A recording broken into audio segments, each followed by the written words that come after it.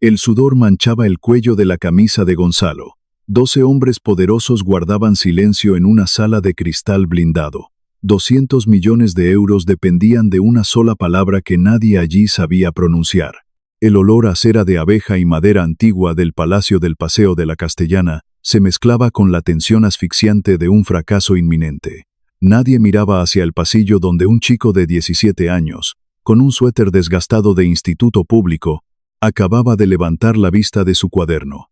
Rosario Gómez llevaba 12 años limpiando los suelos de ese mismo palacio en el corazón financiero de Madrid. No porque fuera su vocación, sino porque a los 54 años, viuda y vecina del barrio de Vallecas, la vida no le había dejado margen para vocaciones. Su realidad empezaba todos los días a las 4:30 de la madrugada. A esa hora, el barrio era solo un mar de sombras frías y farolas parpadeantes. Rosario se levantaba sin hacer ruido. Sus manos, ásperas y marcadas por el agua con lejía y los inviernos implacables, se movían con una precisión militar. Preparaba el café en la penumbra, planchaba la ropa en absoluto silencio. Vivía de puntillas para que su hijo, Mateo, pudiera dormir una hora más. A las 6 de la mañana, Rosario cruzaba la ciudad en el primer tren de cercanías. El vagón olía a cansancio acumulado, a personas invisibles que sostienen la ciudad antes de que la ciudad despierte. Pero al llegar a la estación de Nuevos Ministerios y caminar hacia el Paseo de la Castellana, el aire cambiaba. El edificio que albergaba la sede central de Navarro y Arquitectos Asociados no era una simple oficina, era un palacio restaurado del siglo XIX, un monumento imponente al poder, a la herencia y al dinero viejo. Techos de 4 metros de altura, molduras de escayola minuciosamente restauradas, lámparas de cristal de roca que proyectaban una luz dorada y kilómetros de mármol blanco importado que reflejaban los zapatos de diseño de los ejecutivos. Rosario entraba siempre por la puerta de servicio del callejón trasero, pasaba su tarjeta por el lector, se ponía su uniforme azul marino y comenzaba su turno antes de que el sol iluminara la fachada principal. Ella tenía una regla de oro, una filosofía de supervivencia que había perfeccionado durante más de una década entre aquellos muros.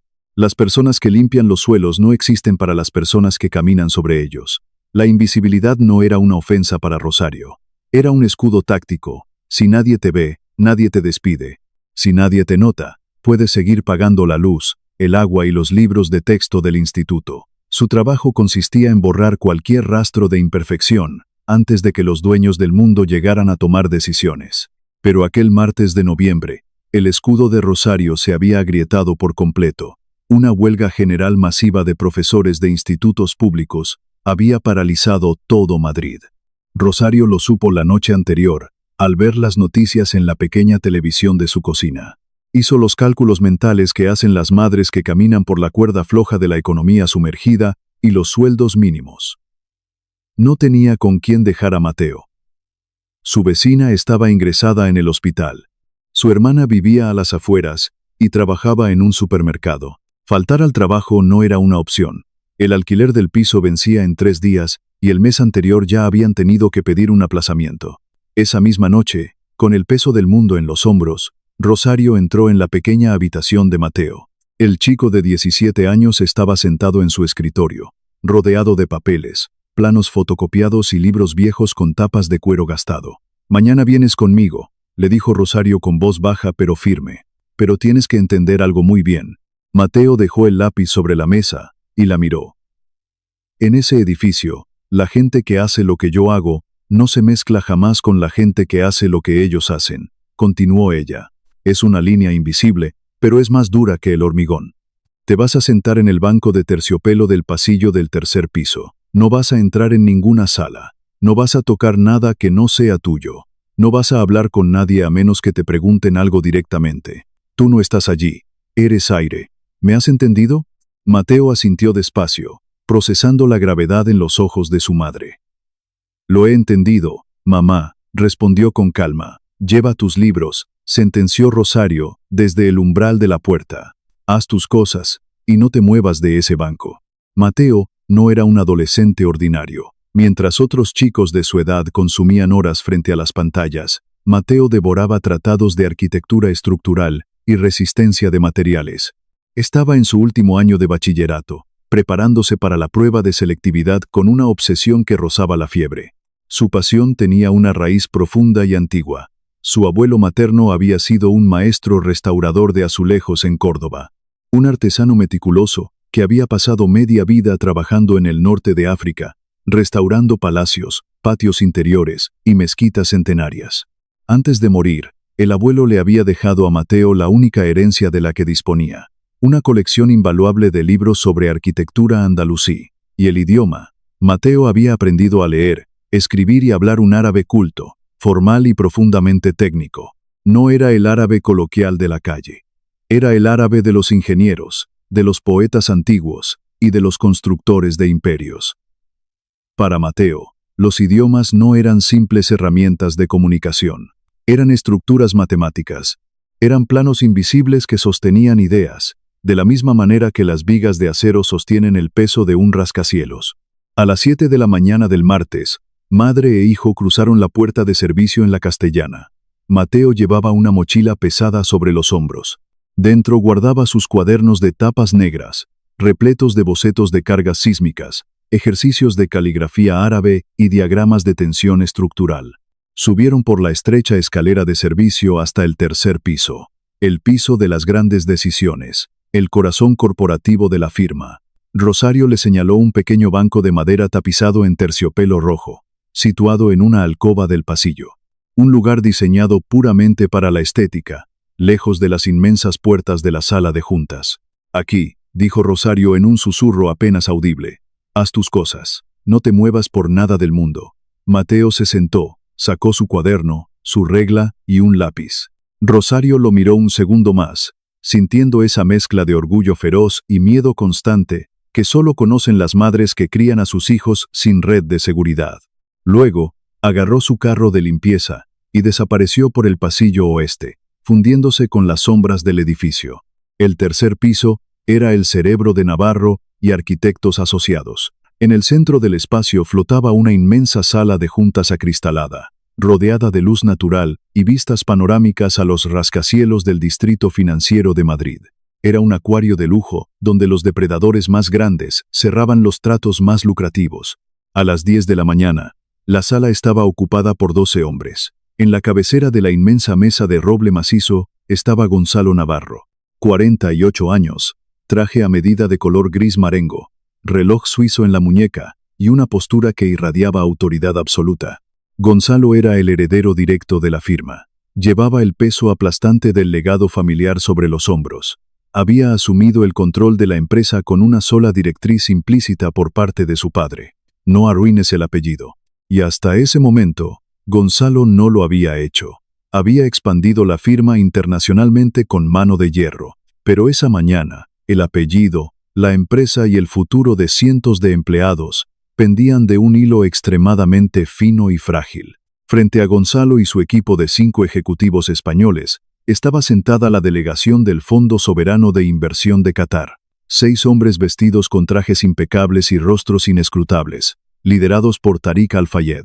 Al-Fayed era un inversor de 68 años. Un hombre astuto, implacable y con la paciencia limitada de alguien que sabe que su dinero puede comprar cualquier cosa en el mundo, excepto el tiempo que está perdiendo. Había volado a Madrid exclusivamente para cerrar este acuerdo. Sobre la mesa descansaba un contrato masivo: el diseño y la construcción de una planta desalinizadora y de energía renovable de última generación en el Golfo Pérsico. 200 millones de euros en honorarios y presupuestos de ejecución. Eran 3 años de negociaciones agotadoras, 3 años de estudios de viabilidad, auditorías, revisiones legales y cenas de gala interminables. Todo el esfuerzo de la firma se reducía a esa mañana de martes. Era el día de la firma definitiva. O al menos, debía serlo. Pero un desastre silencioso se estaba gestando. Gonzalo miró la pantalla de su teléfono por enésima vez. Su mandíbula estaba tan tensa que le dolían los dientes. Javier, el único arquitecto e ingeniero de toda la firma que dominaba el árabe técnico y que había servido de enlace de confianza durante los 3 años del proyecto, no estaba en la sala. Pilar, la directora de Recursos Humanos, estaba de pie junto a la pared de cristal, pálida como el mármol del suelo. Minutos antes, le había susurrado a Gonzalo la noticia al oído. Una avería eléctrica masiva, Un colapso total en la red de trenes de cercanías Renfe había dejado a Javier atrapado en un túnel bajo la ciudad, sin cobertura estable, sin forma física de salir del vagón, sin ninguna posibilidad de llegar al Paseo de la Castellana a tiempo. Los bomberos calculaban al menos 2 horas para evacuar los trenes afectados. Gonzalo tragó saliva, sintiendo un nudo frío en el estómago. Habían intentado continuar la reunión en inglés. Habían intentado usar aplicaciones de traducción en los teléfonos móviles. Pero Tariq Al-Fayed no era un hombre que aceptara intermediarios torpes ni tecnología defectuosa. El inversor catarí exigía precisión absoluta. Exigía que cada detalle técnico del proyecto, cada cláusula de responsabilidad estructural, fuera discutido en su idioma materno, con la formalidad y el respeto que un contrato de 200 millones de euros merecía. La cortesía inicial se estaba evaporando rápidamente. El ambiente en la sala de cristal se había vuelto denso, casi irrespirable. Los ejecutivos españoles miraban las pantallas de sus ordenadores portátiles, tecleando nerviosamente, fingiendo buscar soluciones mágicas que no existían. Pilar tenía el teléfono pegado al oído, intentando desesperadamente localizar a cualquier traductor jurado en todo Madrid que tuviera conocimientos avanzados de ingeniería civil. Era una tarea imposible. Nadie estaba disponible de forma inmediata. El vuelo privado de Al-Fayed salía hacia Doha a las 3 de la tarde. El tiempo se había agotado. La tensión era palpable, vibrando en el aire acondicionado de la sala como una cuerda a punto de romperse. Tariq Al-Fayed se ajustó lentamente los puños de la camisa.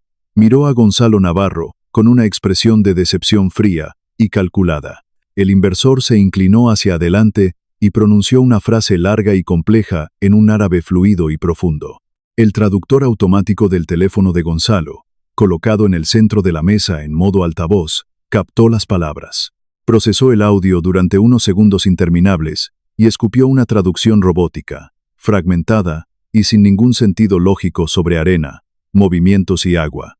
Gonzalo sintió que el suelo de diseño desaparecía bajo sus pies. Sabía a qué se refería Al-Fayed, pero estaba completamente incapacitado para responder. El inversor catarí estaba preguntando por el plano 4B. El plano 4B no era un simple dibujo, era una especificación de ingeniería estructural extremadamente compleja. Detallaba los cálculos matemáticos sobre la capacidad de carga sísmica y las contramedidas específicas contra la licuefacción del suelo para los cimientos de la inmensa planta desalinizadora. Era el punto crítico de todo el megaproyecto. El terreno asignado en el Golfo era altamente inestable, propenso a movimientos sísmicos que podrían convertir la tierra sólida en un fluido destructivo.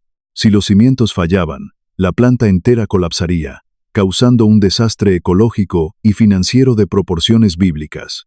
Al-Fayed necesitaba una garantía técnica absoluta. Necesitaba que se lo explicaran con precisión milimétrica. Quería saber si los ingenieros españoles sabían exactamente cómo evitar que el suelo se convirtiera en líquido bajo la presión de un terremoto. Y necesitaba escucharlo en su idioma, sin margen para errores de interpretación. El silencio en la sala fue devastador. Gonzalo abrió la boca, intentando articular una explicación técnica en inglés, intentando ganar un minuto más de tiempo. Pero Tariq Al-Fayed levantó una mano.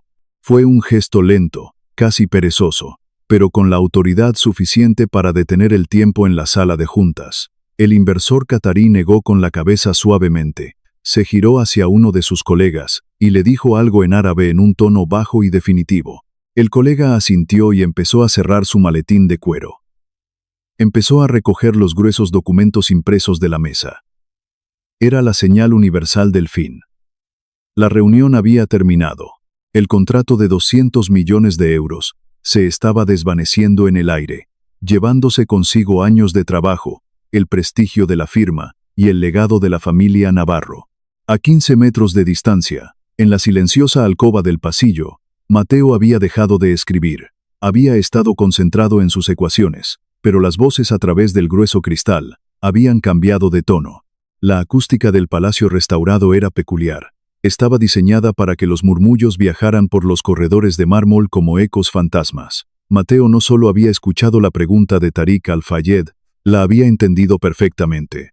Cada sílaba resonante, cada término técnico, licuefacción del suelo, capacidad de carga sísmica, contramedidas de cimentación profunda. Eran exactamente los mismos conceptos que él había estado estudiando obsesivamente la noche anterior en sus manuales de arquitectura.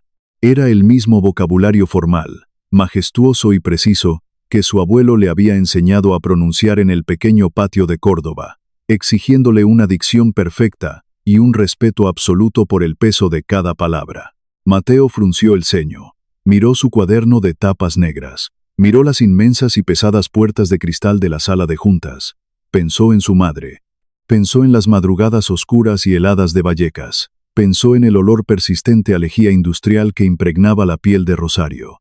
Pensó en sus manos agrietadas, planchando su suéter del instituto a las 5 de la mañana, para que él pudiera lucir presentable frente a un mundo que lo ignoraba. Pensó en la regla de oro. Tú no estás aquí, eres aire. Las personas de abajo no cruzan la línea hacia el mundo de los de arriba. Pero Mateo también pensó en su abuelo, en el viejo artesano que le había enseñado que el conocimiento es el único material de construcción que nadie te puede confiscar, que el idioma es un puente de piedra maciza, y que, si ves un muro a punto de colapsar y sabes exactamente cómo apuntalarlo, es un pecado imperdonable contra la arquitectura quedarte mirando con las manos en los bolsillos. Mateo cerró su cuaderno lentamente. Se puso en pie. La mochila colgaba pesadamente de uno de sus hombros. Al final del largo pasillo, Rosario acababa de salir de la zona de los baños ejecutivos, empujando su carro de limpieza. Levantó la vista por puro instinto, y entonces lo vio. Vio a su hijo. Vio la mochila gastada. Vio el suéter azul desteñido del instituto público. Y lo vio caminar con paso firme y directo hacia la sala de cristal blindado. El corazón de Rosario se detuvo por completo.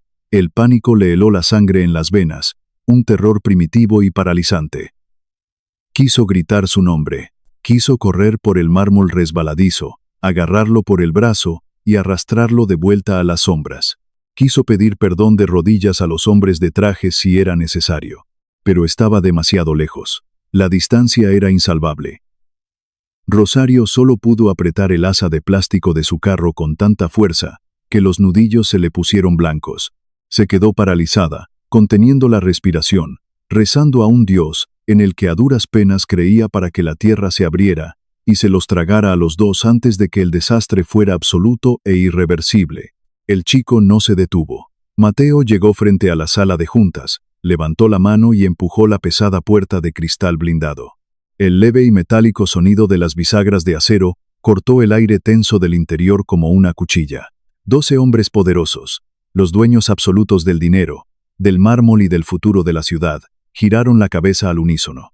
12 pares de ojos asombrados e indignados se clavaron en un adolescente de 17 años que acababa de invadir el santuario más exclusivo de la élite corporativa. Gonzalo Navarro frunció el ceño profundamente. Su rostro pasó de la desesperación a la ira en una fracción de segundo. Abrió la boca, tomando aire para exigir a gritos que el personal de seguridad sacara a ese intruso inmediatamente del edificio. Pero antes de que Gonzalo pudiera emitir un solo sonido, antes de que nadie pudiera reaccionar, Mateo miró directamente a los ojos de Tariq Al-Fayed. Con una postura perfectamente recta, sin un solo ápice de duda o intimidación, el chico de Vallecas abrió la boca y pronunció una frase impecable en el árabe más puro, formal y reverencial que jamás había resonado en las paredes de ese palacio.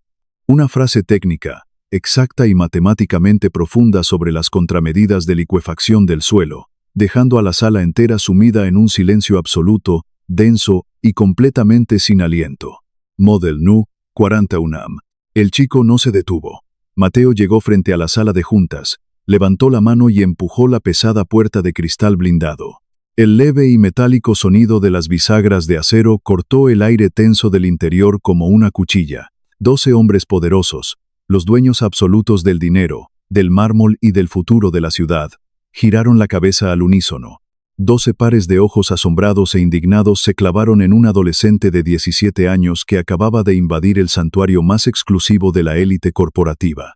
Gonzalo Navarro frunció el ceño profundamente. Su rostro pasó de la desesperación a la ira en una fracción de segundo. Abrió la boca, tomando aire para exigir a gritos que el personal de seguridad sacara a ese intruso inmediatamente del edificio. Pero antes de que Gonzalo pudiera emitir un solo sonido, antes de que nadie pudiera reaccionar, Mateo miró directamente a los ojos de Tariq Al-Fayed, con una postura perfectamente recta, sin un solo ápice de duda o intimidación. El chico de Vallecas abrió la boca y pronunció una frase impecable en el árabe más puro, formal y reverencial, que jamás había resonado en las paredes de ese palacio. Una frase técnica, exacta y matemáticamente profunda sobre las contramedidas de licuefacción del suelo, dejando a la sala entera sumida en un silencio absoluto, denso y completamente sin aliento. El tiempo pareció congelarse en el tercer piso del Palacio del Paseo de la Castellana.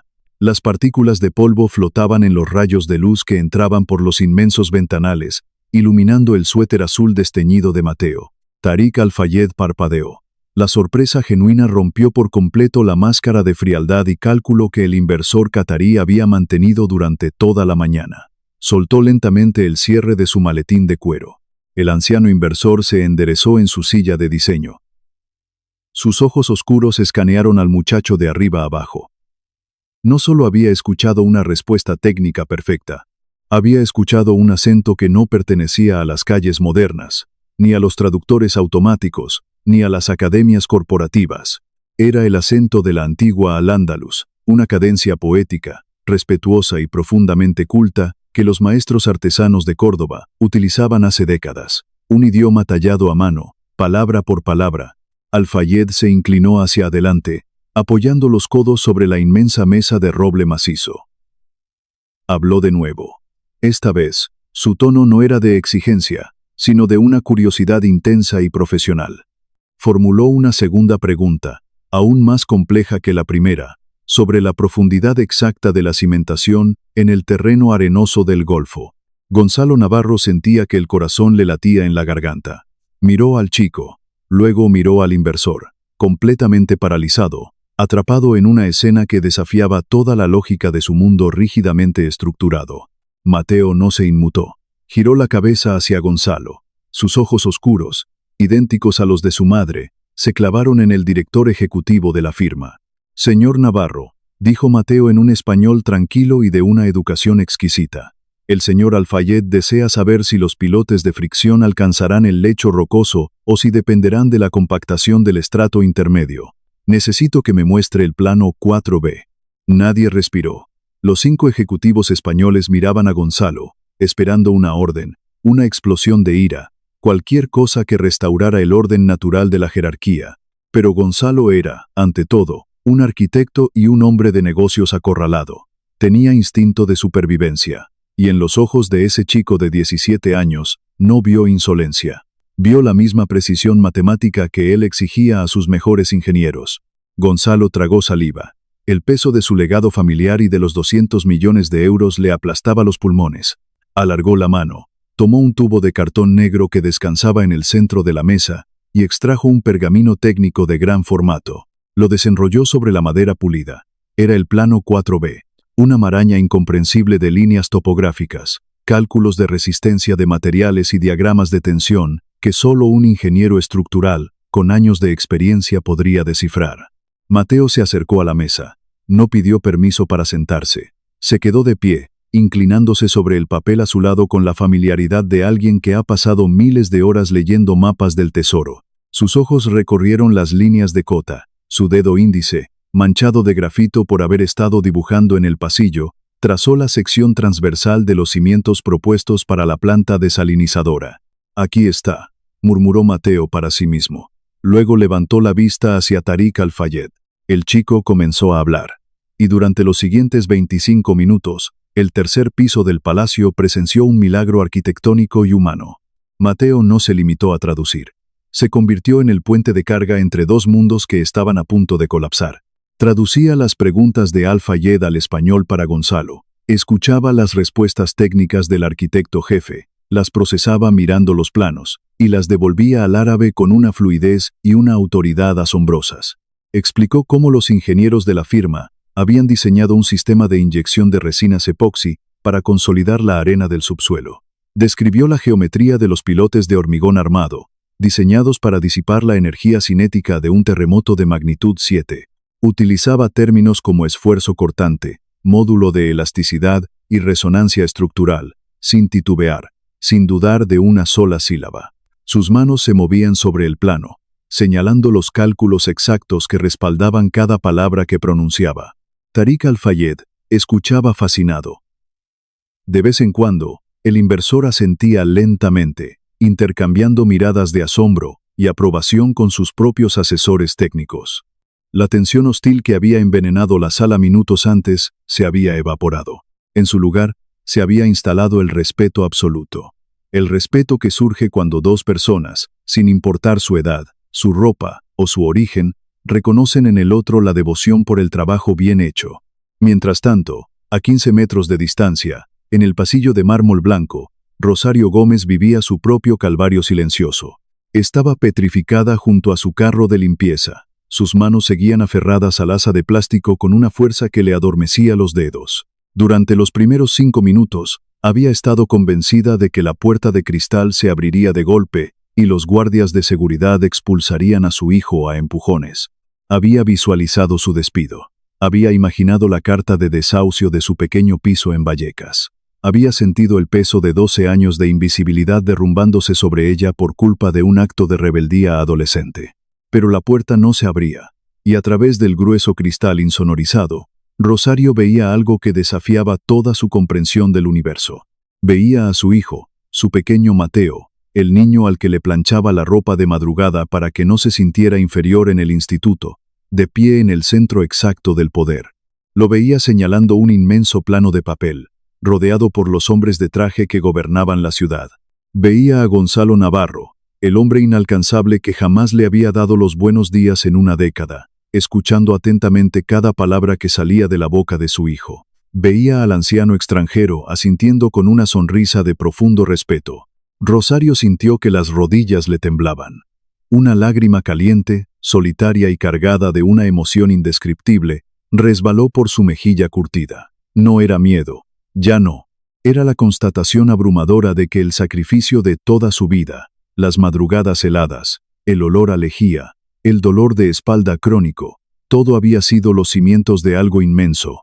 Ella había limpiado los suelos para que su hijo pudiera caminar sobre ellos con la cabeza alta. Y allí estaba él, sosteniendo el techo de un palacio que amenazaba con caerse. Dentro de la sala, la negociación había llegado a su fin. Tariq Al-Fayed hizo un gesto a su equipo. Los asesores cataríes cerraron sus carpetas con un movimiento sincronizado que indicaba satisfacción. El anciano inversor se puso en pie.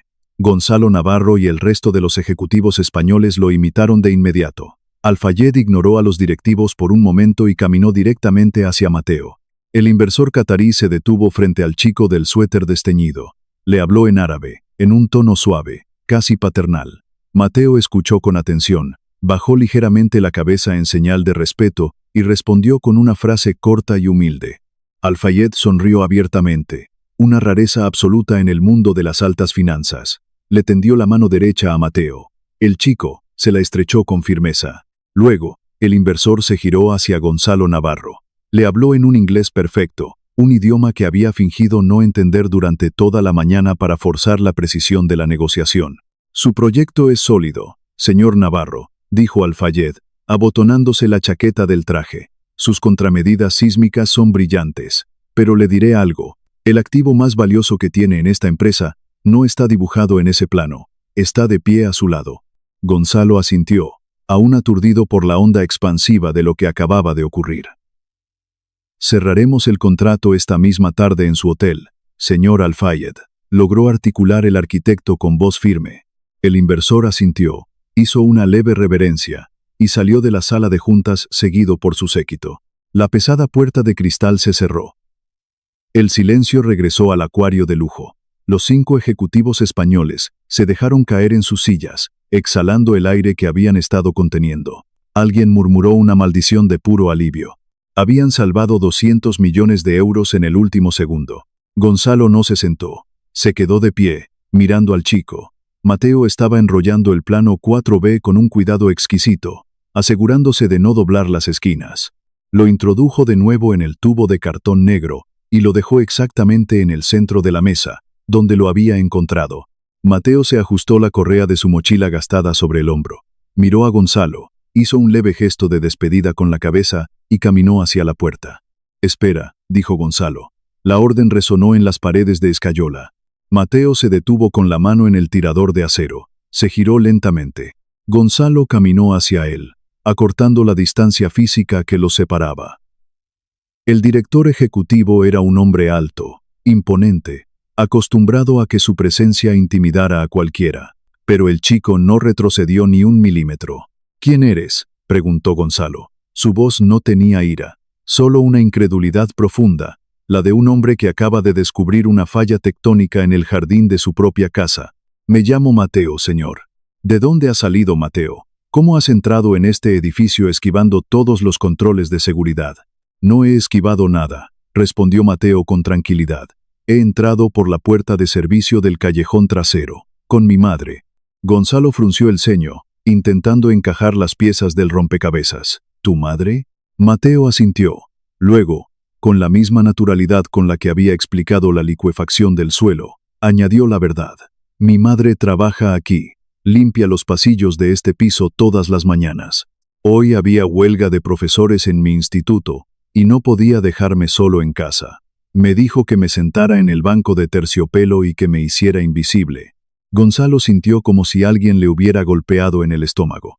La revelación fue un mazazo contra los cimientos de su propia percepción. Las personas que mantenían su palacio reluciente, las personas a las que jamás miraba a la cara, las personas que consideraba simples engranajes silenciosos, acababan de salvar el imperio de su familia.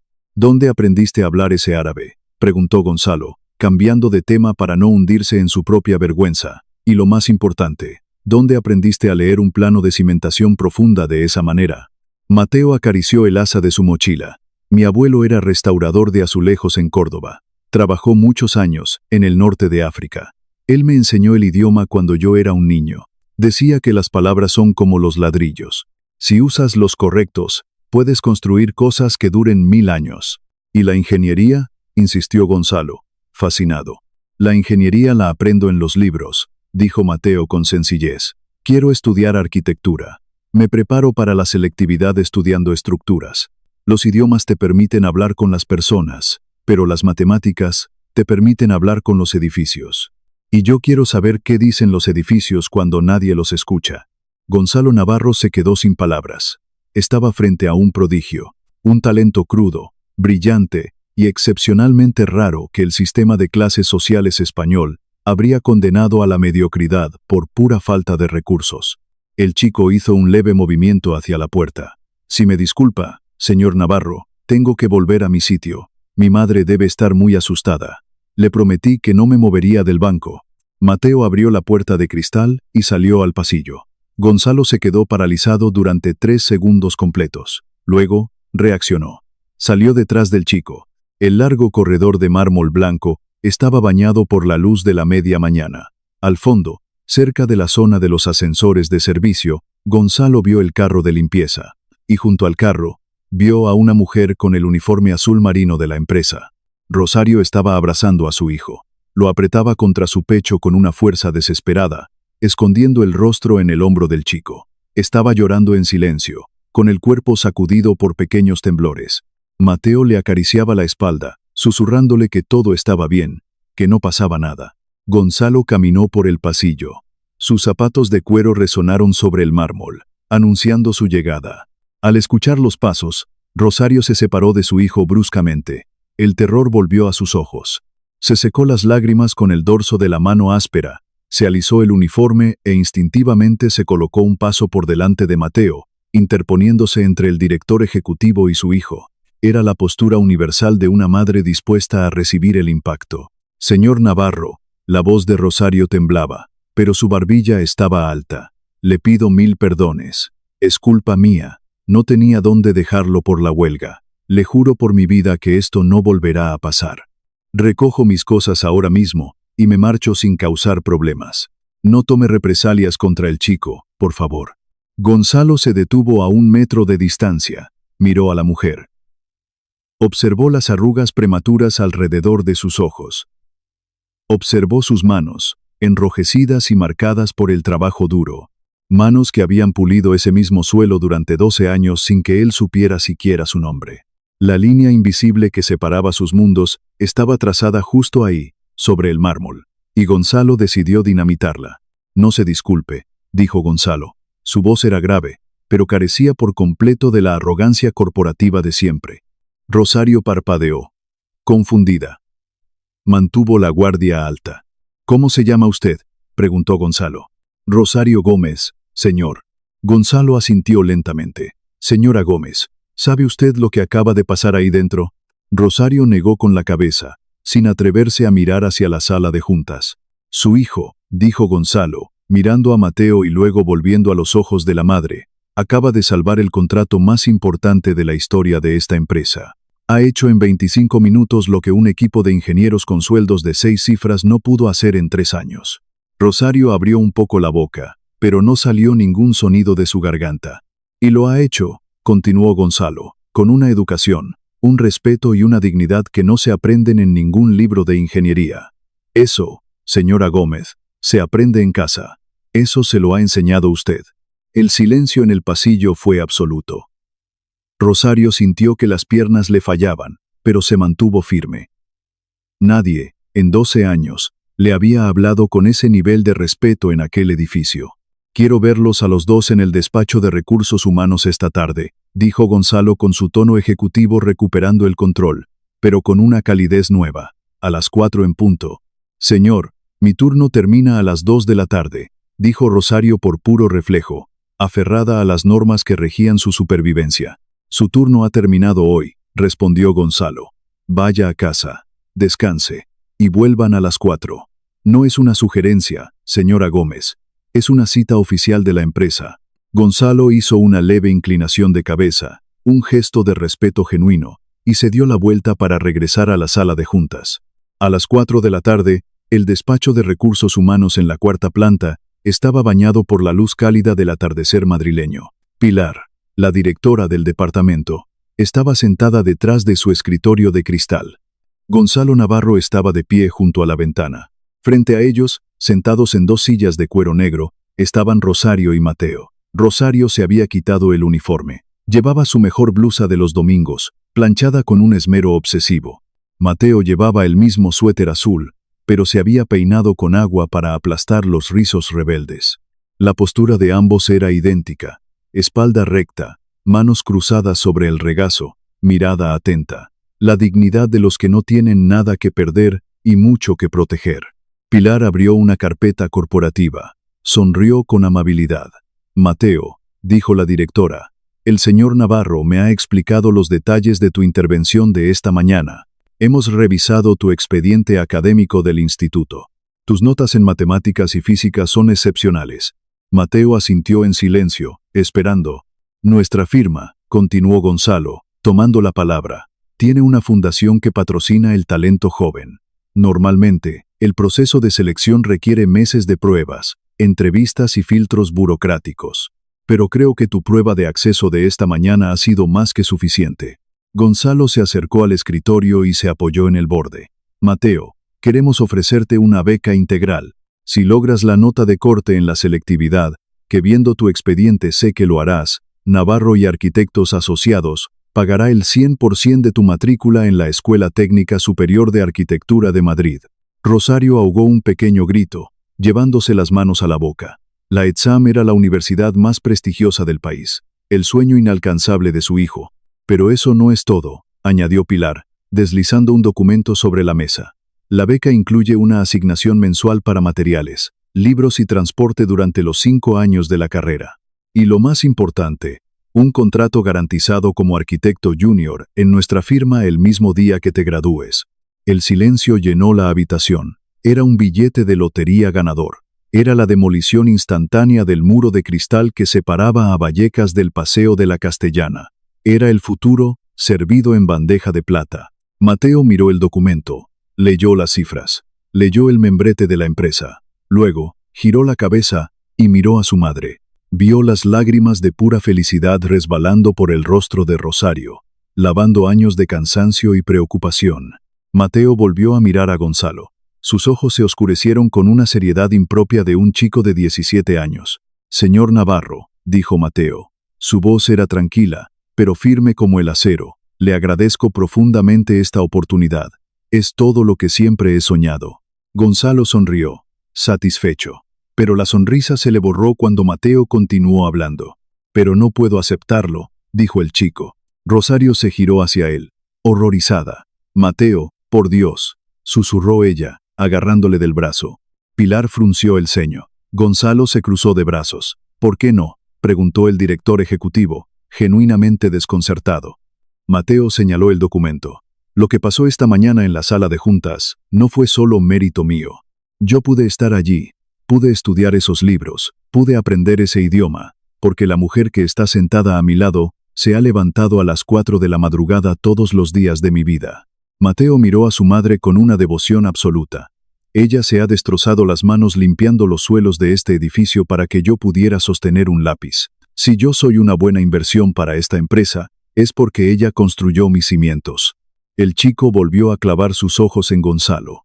«Yo aceptaré su beca, señor Navarro. Estudiaré en la ETSAM, y seré el mejor arquitecto que esta firma haya tenido jamás. Se lo garantizo. Pero solo firmaré este papel si me dice qué va a pasar con mi madre.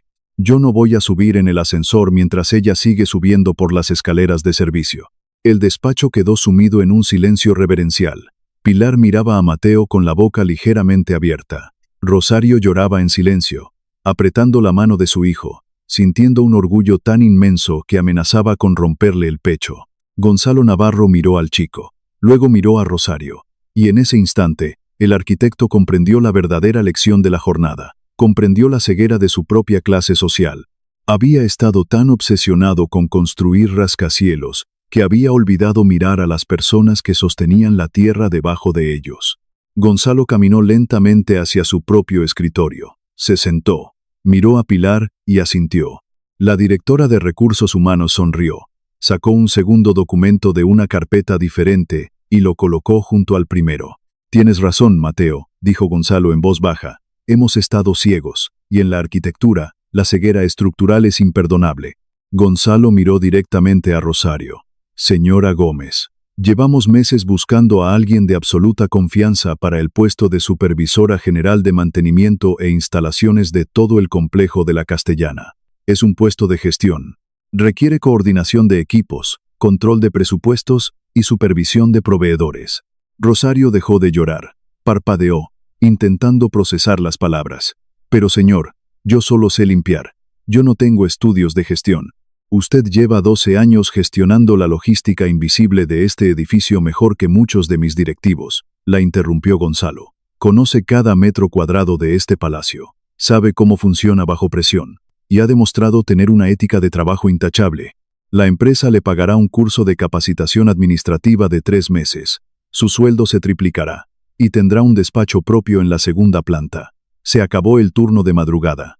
Rosario miró el contrato sobre la mesa. Vio su nombre impreso. Rosario Gómez. Ya no era un fantasma, ya no era aire. Era una persona con un lugar en el mundo. Miró a Gonzalo Navarro. Luego miró a su hijo. Mateo le sonreía, con los ojos brillantes y la certeza de que, por fin, habían construido algo indestructible. «¿Dónde firmo?», preguntó Rosario, con la voz rota pero llena de una fuerza nueva. 5 años no son nada en la vida de un edificio histórico, pero son suficientes para cambiar el destino de una familia para siempre. El tiempo avanzó, implacable y justo. El palacio del Paseo de la Castellana seguía en pie, inmutable, viendo pasar el tráfico de Madrid. Pero en su interior, la estructura del poder había cambiado. Era una mañana de jueves en el mes de junio.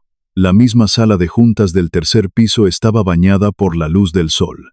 La inmensa mesa de roble macizo estaba rodeada de nuevos inversores, esta vez de un Fondo Europeo de Desarrollo Sostenible.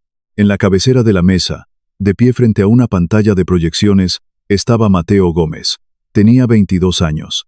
Llevaba un traje a medida de color azul oscuro. Su postura irradiaba la confianza tranquila de alguien que ha nacido para dominar el espacio que ocupa. Acababa de graduarse como el número 1 de su promoción en la Escuela Técnica Superior de Arquitectura. Ya no era el chico del suéter desteñido que se escondía en los pasillos.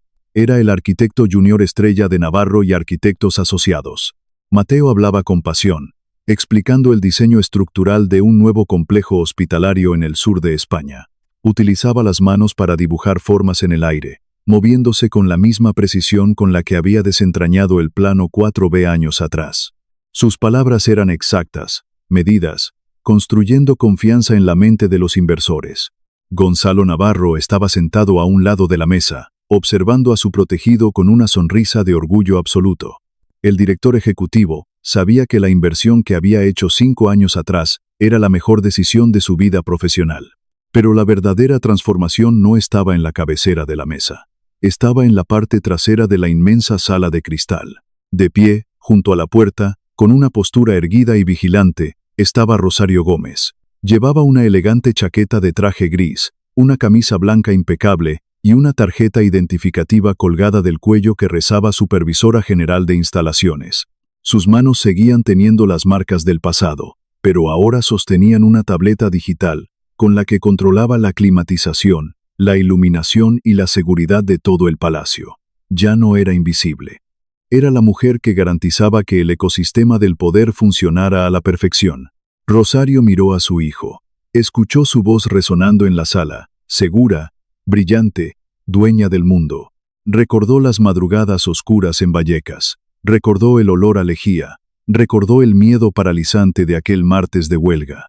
Y recordó a su padre, el viejo restaurador de azulejos de Córdoba, que siempre decía que los cimientos más fuertes no se hacen de hormigón, sino de sacrificio. Mateo terminó su presentación. La sala estalló en un aplauso cerrado y sincero. Los inversores europeos se levantaron para estrecharle la mano. En medio del revuelo, Mateo levantó la vista por encima de los hombros de los hombres de traje. Buscó en la parte trasera de la sala. Sus ojos encontraron los de su madre. El joven arquitecto le dedicó una sonrisa pequeña, privada y llena de gratitud. Un mensaje silencioso que cruzaba la inmensa sala de juntas. Rosario le devolvió la sonrisa. Asintió levemente con la cabeza. Luego, se dio la vuelta, abrió la puerta de cristal y salió al pasillo de mármol blanco. Caminó con paso firme, resonando en el corredor, sabiendo que ya nunca más tendría que caminar de puntillas por la vida.